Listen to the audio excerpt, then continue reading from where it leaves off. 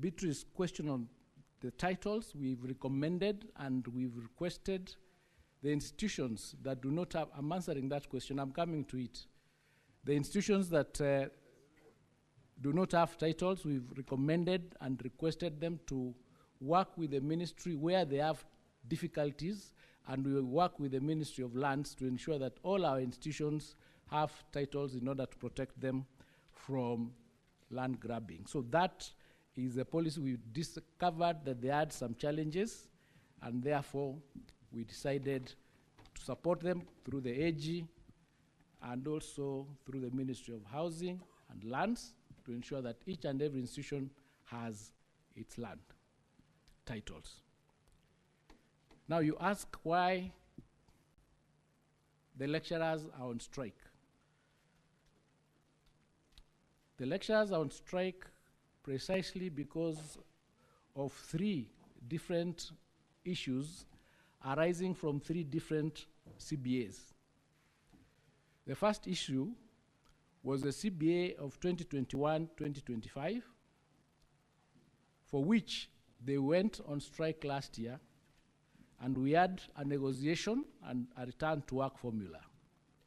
Under that return to work formula, in the year 2024-25, 4.3 billion was supposed to be paid to them to cover months to June 2025. That 4.3 billion was paid. The next amount that was to be paid was 2.73 billion for the financial year 25-26, and this was supposed to be paid in July 2025. That is the amount that delayed, and because of that delay, they issued a strike notice. 2 days into that notice, the 2.73 billion was paid. Under the 2021-25 CBA, the balance of 2.73 billion is to be paid in June 2026. So far as the CBA for 2021-2025 is concerned, the issues have been addressed. The second issue that they raised in order for them to issue that strike was on the CBA of 2017-2021. Under that CBA, they argue that there was an amount of 24 million. So there is a question of how much is outstanding between and what the government is saying is owed. So because of that, the teams went to court, and the court ordered that the strike be injected, and they go to a conciliator and have this amount verified, after which the settlement of it can be agreed on. So there is an order stopping the strike, which you can submit. The third issue that they raised is the issue of the CBA of 2025-2029. We had agreed that this CBA needs to be negotiated at the beginning of the cycle. The beginning of the cycle, of course, is 2025-2026. So we have from June to June 2025 to June 2026. That's the cycle of these negotiations. The negotiations begin, they are concluded, and then the CBA is signed for the cycle of 2025-2029. They were saying that this cycle has not begun, it has delayed. But they've been having meetings, they've had 2 meetings so far. So in essence, there hasn't been a delay. So the negotiations and discussions are going on to see the real point of what the issue is. But this country being what it is, the facts are crowded in the noise. So anyway, short and long of it is that the negotiations are ongoing, and we are going to have a court appearance on the 6th of October to confirm whether that conciliation process has taken place and what the outcome of it is. But the real issue is the 2021 CBA, in which the verification of how much money is due in order for us to move to the next stage of how it is going to be settled is what is pending. So that is the reason why the lecturers are on strike, and I submit.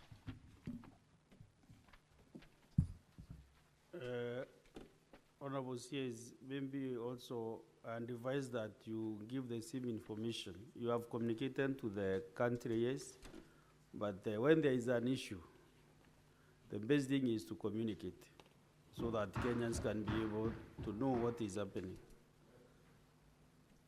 Thank you.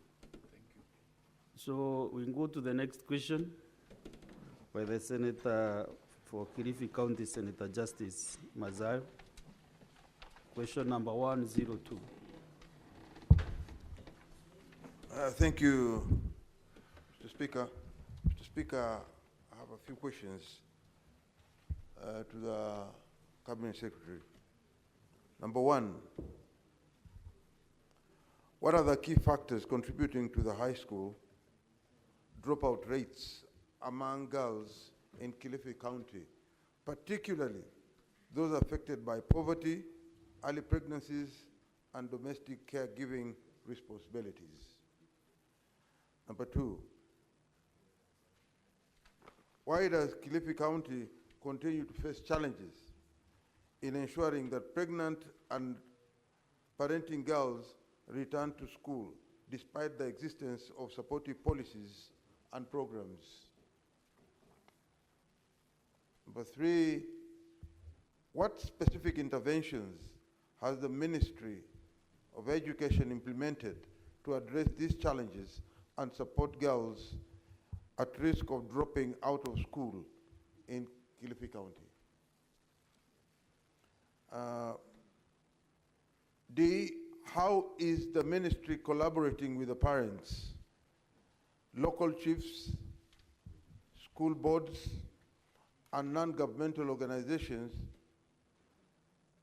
to overcome the socio-cultural barriers that hinder girls' education? And finally, Mr. Speaker, allow me to ask this final question, is what measures has the ministry put in place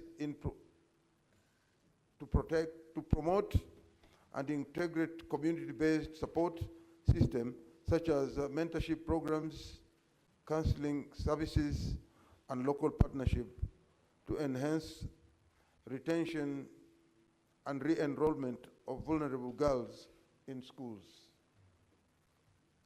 I thank you, Mr. Speaker. Honorable CS can respond to those questions. Mr. Speaker, question 101A. Mr. Speaker, the cases of girls dropping out of school in Kilifi County have been the result of a number of factors, including poverty, that leads to school-going children to resort to work instead of education, and making them vulnerable to early pregnancies, which undermine their academic progression. According to the National Council for Population Development, the case of teenage pregnancies in Kilifi County stood at 9,578 in 2019. Some of the factors are vulnerable.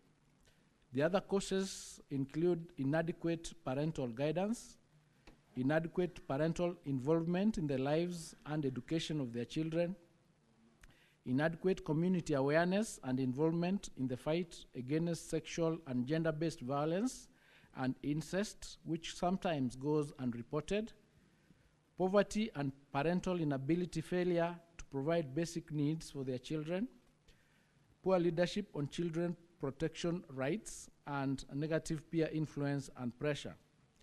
Because of the multifaceted interventions by the national and county government and other actors such as Plan International, UNICEF, and TICO, the number of teenage pregnancies in Kilifi has reduced to 6,545 in 2024. Indeed, the National Council for Population and Development has identified Kilifi County as one of the success stories in the fight against teenage pregnancies. We continue to implement interventions to ensure that these cases become a thing of the past, but eliminating these cases is a key to achieving a primary to secondary transition rate of 100% from the current 99.16%. Kilifi has a transition rate of 99.16%. 102B, Mr. Speaker, the Ministry of Education, in collaboration with the Ministry of Interior and National Administration, implements the National School Reentry Program, which allows teenage mothers to return to school after childbirth. The implementation of this policy, however, has faced challenges such as low parental awareness, general poverty, which makes teenage mothers resort to work, as I've indicated, to provide for their offspring, and the lack of childcare services. 101C, Mr. Speaker, our interventions have included the following. 1, implementing the 100% transition policy and working with local administration to ensure that all persons of school-going age are in schools. This current transition rate in Kilifi County stands at 99.16%. The provision of Elimu scholarship and Wings to Fly scholarships to support vulnerable girls, a promotion of menstrual hygiene support to help reduce school absenteeism and teen pregnancies, strengthening guidance and counseling and life skill programs in schools, conducting gender sensitization and awareness programs in schools to help with that reduction. Mr. Speaker, may I be allowed to answer D and E together? The ministry collaborates with local leaders through community engagement, NGOs, which work with the ministry to also actively involve parents, chiefs, and village elders in discussion and program implementation to foster community-wide understanding of the importance of girls' education. In collaboration with partners, we also organize capacity building forums where local leaders and community members are trained and empowered to become advocates for girls' education, thereby helping them to change perceptions and address resistance to girls attending schools. During annual general meetings, Mr. Speaker, in schools, ministry officials sensitize parents and guardians on the importance of girl-child education. In addition, schools' boards of management are inducted on these matters as well. Our approach emphasizes community-based support through mentorship programs, and local leaders such as chiefs are involved in mopping up the girls who have dropped out of school to re-enroll. I submit. Minority Leader, do you have any supplementary question? Okay, good. Senator Sifuna Edwin.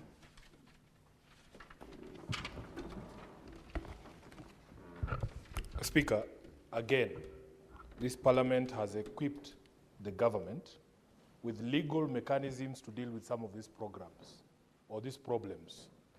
Firstly, Honorable Speaker, it is still a crime in this country to engage in sexual relations with any person below the age of 18 years. My expectation, therefore, would be if the ministry tells us that there are 6,545 cases of teenage pregnancy, which is still a crime, they should show us commensurate numbers of prosecutions. Not these stories here of sensitizing the community. Because, Honorable Speaker, under Article 2 of the Constitution, even if you want to hide behind customary law, it says any law, including customary law, that is inconsistent with this Constitution is void to the extent of that inconsistency. My question to the Minister, CS, how many people have been prosecuted in Kilifi for the offense of statutory rape under your leadership? Especially girl child. A few weeks ago, Mr. Speaker, there was a case of prayers for food.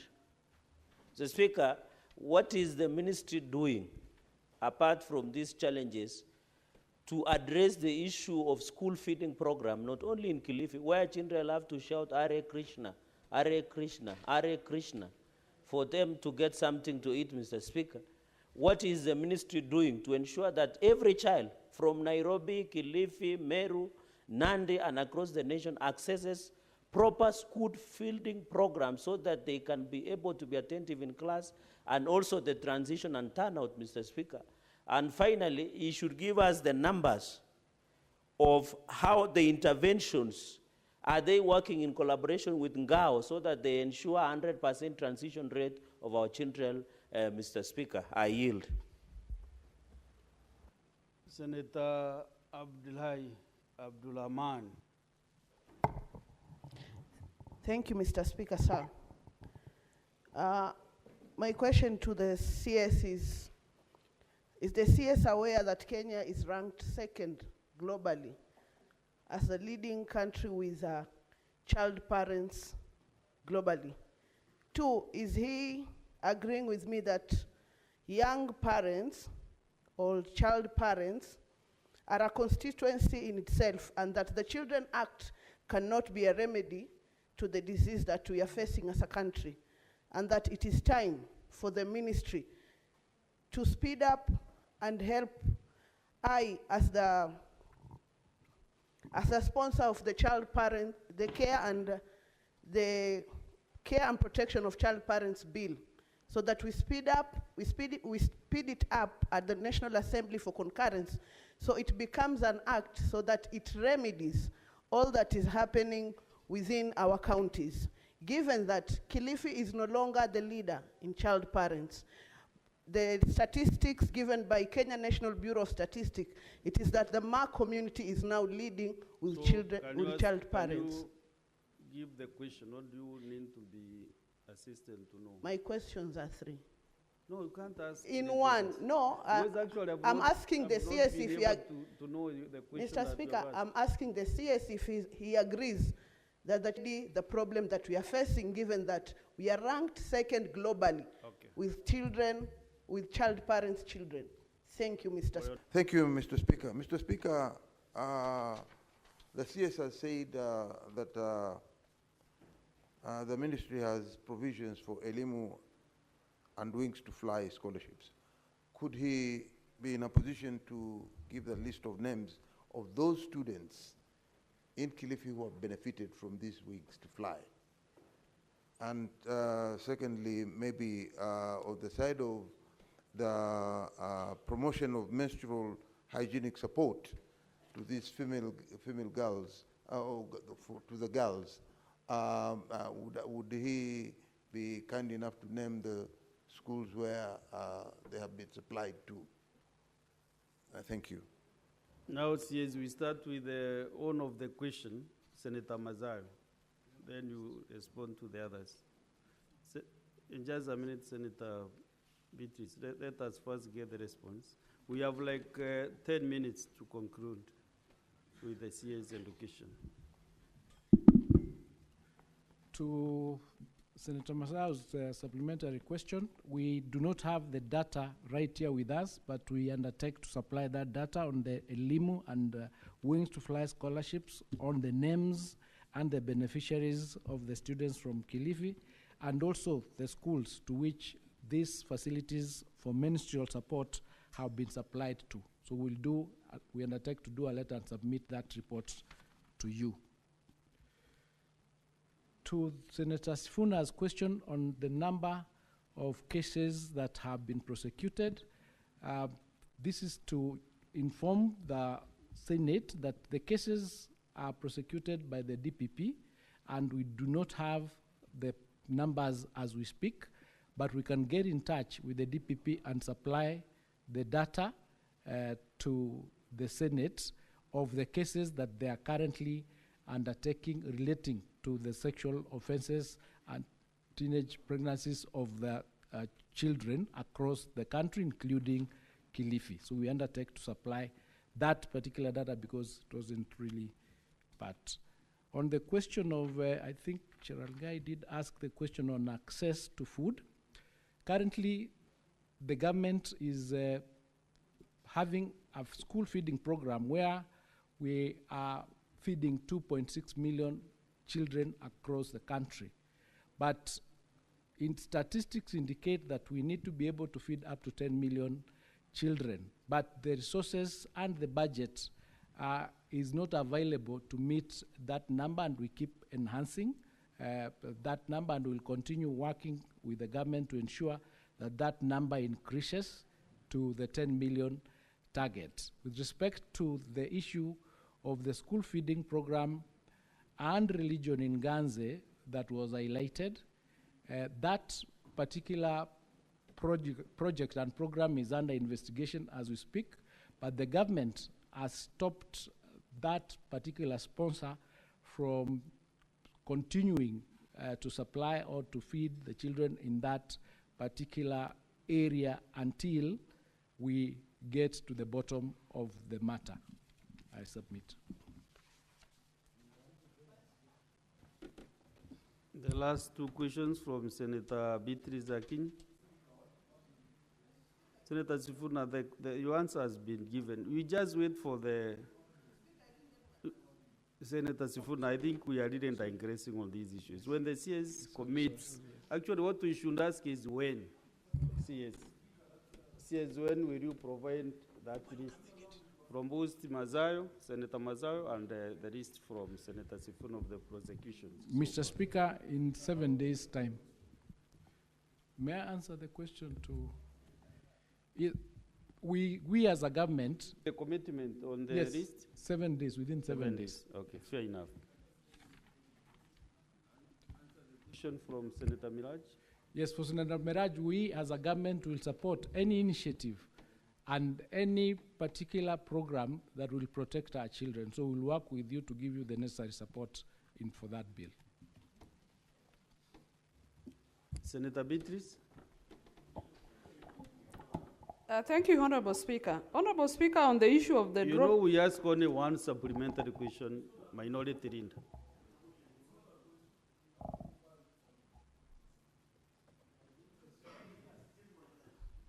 Seconds.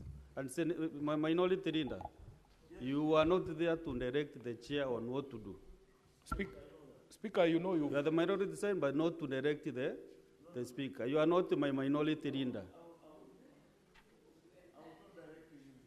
You lead your team, not the chair.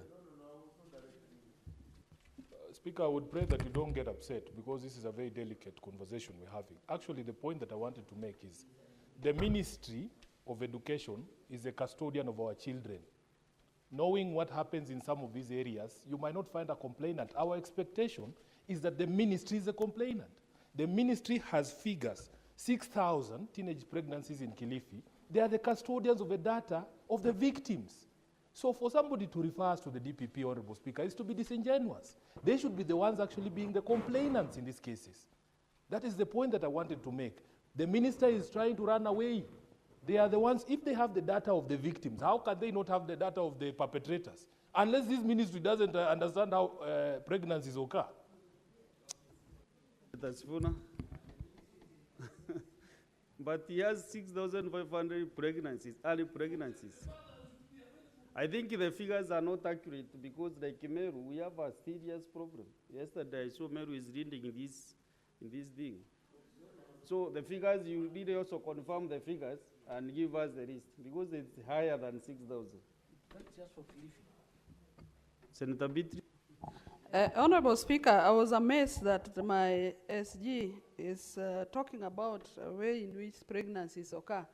I only know of one way, but that is besides the point, Honorable Speaker. Honorable Speaker, that is besides the point.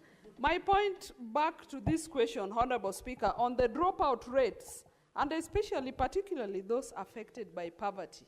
My question then to the Honorable CS is that does the ministry have specific affirmative measures that they put in place for the urban poor? Honorable Speaker, I'm mentioning the urban poor because their challenges are peculiar to other areas. Honorable Speaker, when you look at the hierarchy of needs, it would not matter that somebody would be looking for education if they cannot get food to eat. So I'm asking the CS, what measures do they have to address, in addressing the urban poor challenges, especially in our country? Thank you, Honorable Speaker. Consolata Naubwile.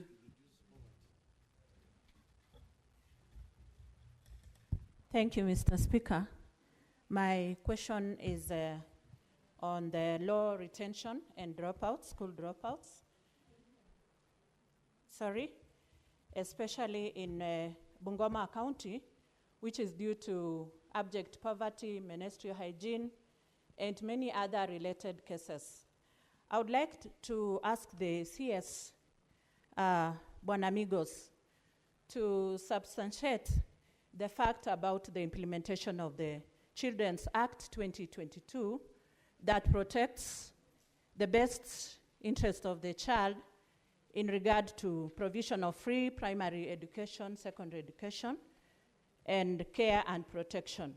Because so many school-going children are suffering in Bungoma because of the laid down reasons. And there is also a lot of SGBV that is prevalent in Bungoma County. So kindly help us understand the strategies that the ministry has put in place to curb this anomaly. I submit. CS, answer those two questions as we conclude.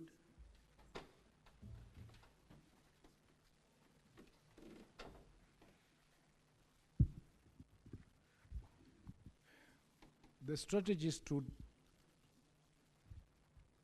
increase and retain a high number of retention of children in schools will include the provision of school feeding programs in those areas, in those poor areas. We also have boarding schools, low-cost boarding schools that we encourage to allow the children to be in boarding institutions, and provision of bursaries to those parents or to those homes that are needy. That helps with the retention across the country, whether it is in Kilifi or Bungoma. And even I know peculiar challenges. Are there any affirmative measures and networks that could assist? So does the ministry have specific measures that are specific to the urban poor?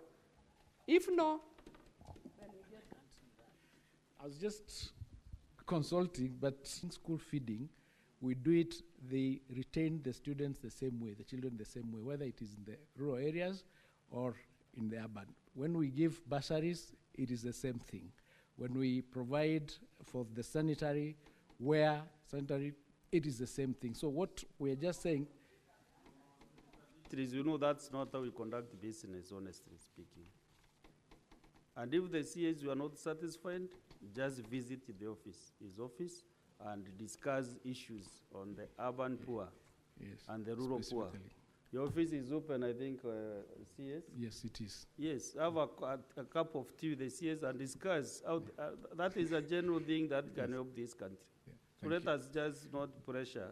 Thank you. To get the questions. We are also now, because actually, if he was prepared, he could have come with that answer, Honorable Beatty. To be fair, either you bring a question or you visit the ministry to discuss with the technical team, give them advice, so that we can help our country.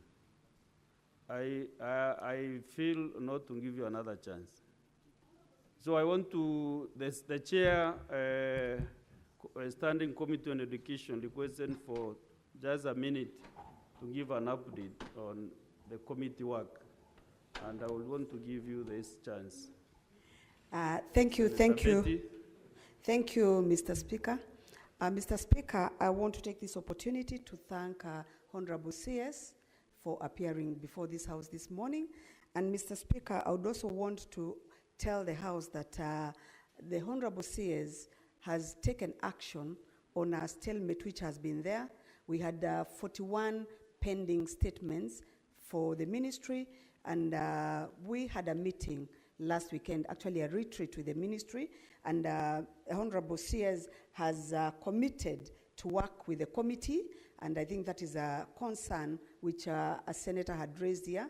And I just want to reassure the House that the Honorable CS has committed to work with the committee and is already started. We had our first retreat with him and his team over the weekend in Mombasa. And he committed that the answers which were pending, 41 in number, were going to be answered. And I want to confirm to this House that that has already been done. So I want to sincerely thank the Honorable CS, and I want to ask him to continue with that spirit so that together we can serve the people of Kenya. Thank you, Mr. Speaker. So, Chair, in occasion, there are various issues which can be raised by members. Therefore, since you have that good working chemistry,